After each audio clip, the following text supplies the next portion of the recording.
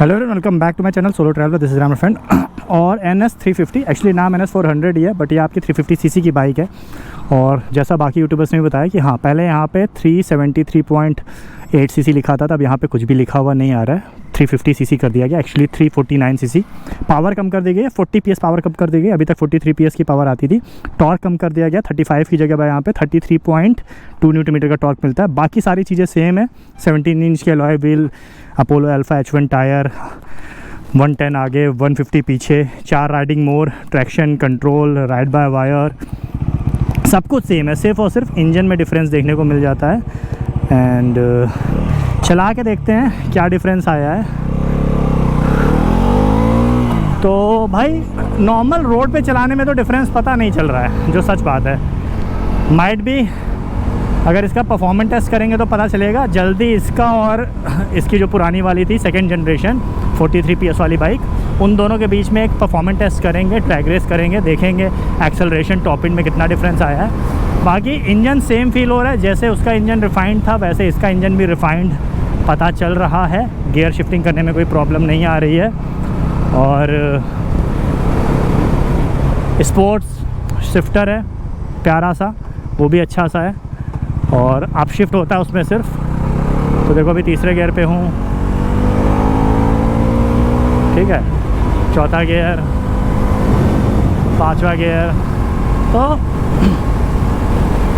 जो gear shifting है काफ़ी ज़्यादा स्मूथ है। 4 राइडिंग मोड मिल रहे हैं, road, sports, rain, of road. Traction control है इसके अंदर। बाकी वही कह रहा हूँ, देखो बाइक में कोई चेंज नहीं है, सब कुछ सेम है। और पावर में भी देखा जाए ना तो ऐसा कोई चेंज नहीं है। जब NS लॉन्च हुई थी तो 40 PS पावर के साथ ही लॉन्च हुई थी।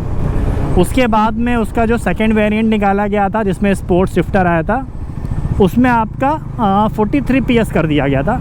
अब ये थर्ड वेरिएंट है, फिर से 40 PS कर दिया गया है। तो देखा जाए तो पावर में ऐसा कोई चेंज नहीं आया है। स्पोर्ट्स शिफ्टर देखने को मिल जा रहा है आपको इसके अंदर। टॉर्क में बोलेंगे चेंज आया है, बट बहुत ज़्यादा नहीं। 35 न्यूटन मीटर टॉर्क था पहले, 33.2 न्यूटन मीटर टॉर्क कर दिया गया है। तो 2 न्यूटन मीटर से भी कम का डिफरेंस आया, 1.8 न्यूटन मीटर का डिफरेंस है। तो बाइक चलाओगे ना, मुझे तो ऐसे अभी रोड पे चला रहा हूँ, मुझे नहीं पता चल रहा कि भाई मैं NS जो चला रहा हूँ ये 350 सीसी वाली चला रहा हूँ। बाकी एरोडायनेमिक्स हो गया, आपका हैंडलिंग हो गई, फंक्शंस हो गए, और जो भी फीचर्स हैं इसके अंदर, चाहे मीटर हो गया, चाहे हैंडलिंग हो गई, चाहे इसके गियर्स मोड हो गए, मतलब कुछ भी डिफरेंस नहीं है। अगर दोनों बाइक्स को मैं खड़ा कर दूं तो पता भी नहीं चलेगा। भाई देखो जान बच गई मेरी, भाई मंजा आ गया था रोड पे। और हेलमेट लगाया था, मैं बच गया। हेलमेट नहीं लगाया होता गर्दन गई होती। तो बहुत ख़तरनाक हो गया भाई पतंगबाजी का केस। मतलब अभी तक मैं देखता था कि गर्दन कट गई लोगों की, और अभी देखो भाई क्या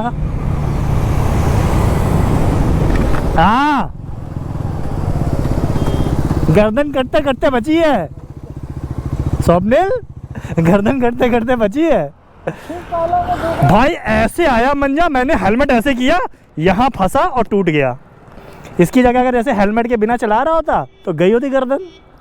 तुम लोग फिर आते 13 दिन बाद। अरे हम अभी चैनल पे व्यू बढ़ गए होते। कैमरा ऑन है नहीं? ऑन है कैमरा। अरे बढ़िया था भाई साहब। तो देख लो, ये है आपकी NS 400 सॉरी 350 नहीं वाली। नाम में चेंज नहीं किया गया। देखो NS 400 नाम था बाइक का। पहले भी 400 सीसी का इंजन नहीं था, 373 सीसी का इंजन था पहले भी, NS 400 बोलते थे।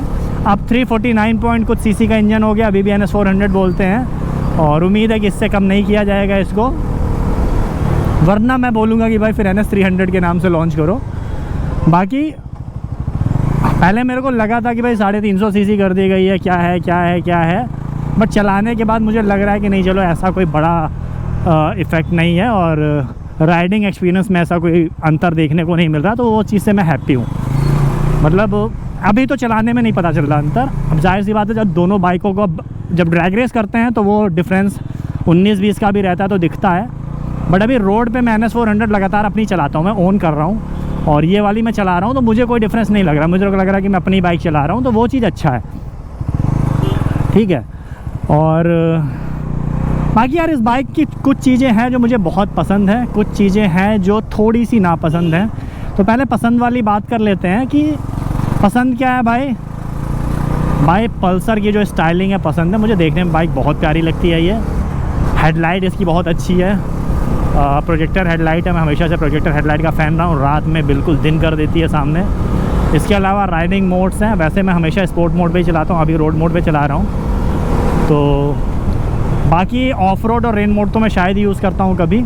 नॉर्मली मैं स्पोर्ट और रेन मोड पे मतलब रोड मोड पे ही चलाता हूँ। हैंडलिंग बहुत प्यारी है इस बाइक की, मज़ा आ जाती है चला के इसको। टायर्स से पहले मैं डिसअपॉइंट था जब पहली नई लॉन्च हुई थी, आपको याद होगा MRF के टायर दे रखे थे नॉन रेडियल।